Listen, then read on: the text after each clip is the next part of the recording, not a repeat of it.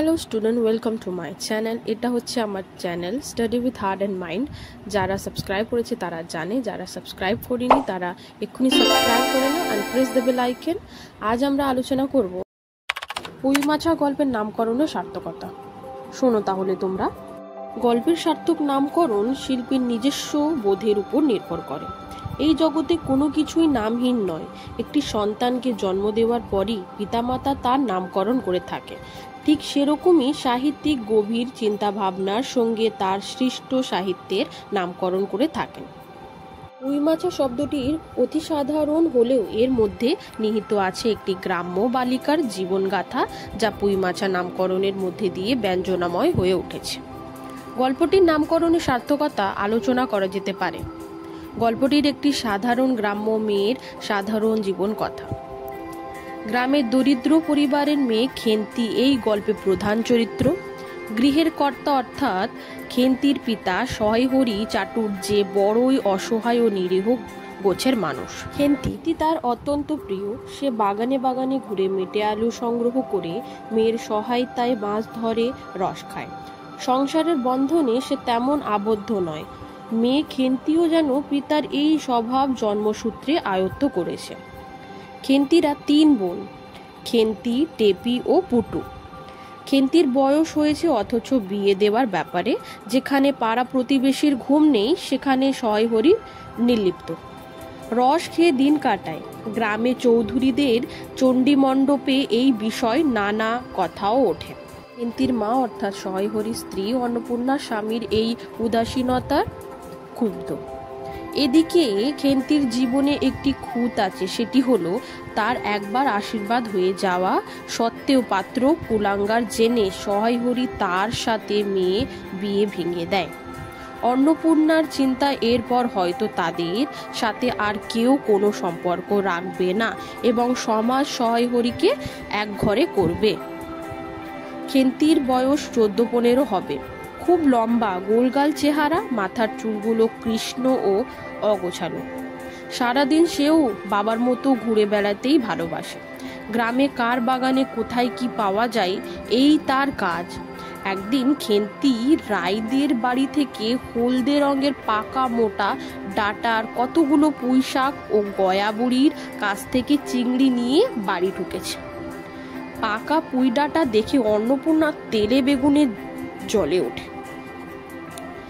রায়েরা ওগুলো ফেলে দিয়েছিল আর খেন্তি সেগুলোকেই কুড়িয়ে নিয়ে আসে।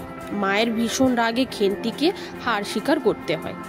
ছোট বোন সেগুলোকে খিড়কির দরজা কাছে ফেলে দিয়ে আসে। এতে খেন্তির চোখ জল আসে আর তা মায়ের মনে কাটার মতো বেঁধে।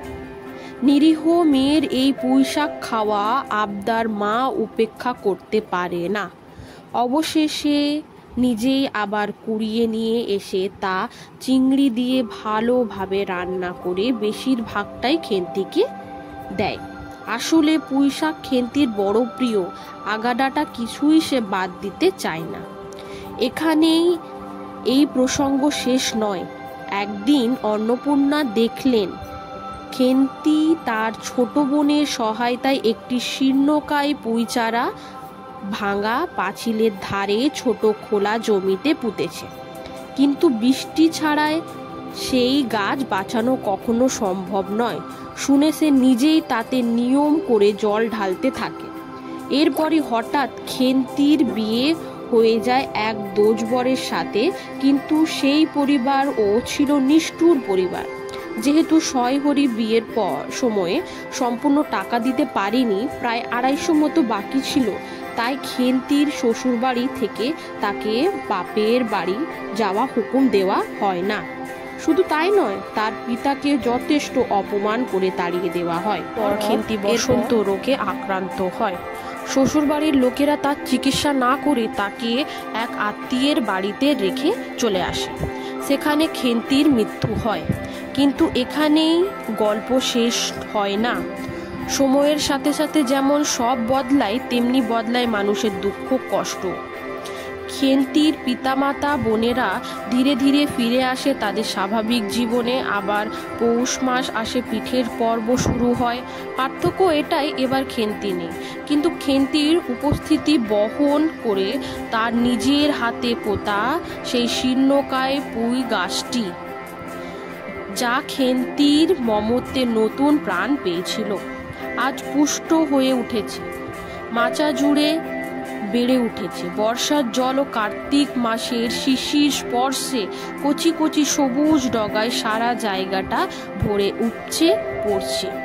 লেখকের কথায় সুপুষ্ট নধর প্রবন্ধমান জীবনের লাবণ্যে ভরপুর, ঠিক যেন খেন্তিরই রূপের বর্ণনা। এই পুঁইচারাই খেন্তির মৃত্যুর বেদনাকে চাপা দিয়ে জীবন বেগের জয় ঘোষণা করেছে। আর এখানে লেখক বোঝাতে চেয়েছেন, মৃত্যু কখনোই জীবনের শেষ কথা হতে পারে না। জীবনে থেকে যায় স্বপ্ন, আকাঙ্ক্ষা, ভালোবাসা, স্মৃতির মধ্যে যার মৃত্যু অসম্ভব। এই কারণেই বলা যায়, খেন্তির শারীরিক মৃত্যু হলেও সে বেঁচে আছে তার স্বপ্ন আকাঙ্ক্ষায় বড় করে তোলা পুঁই গাছটির মধ্যে। এখানেই লেখকের সার্থকতা। সমগ্র গল্পটিতে একটা জীবন রস বয়ে গেছে। বলা যায় সেই জীবন রসই কিন্তু গল্পটিকে এত বেশি রসগ্রাহী করে তুলেছে। আর এই রস বহন করেছে খেন্তির মৃত্যুর পর তার পোতা পুঁই গাছ। সুতরাং নামকরণটিকে লেখক অতি বিচক্ষণতার সাথে করেছেন, এ বিষয়ে কোনো সন্দেহ নেই। নামকরণটি তাই বলা যায় সার্থক হয়েছে।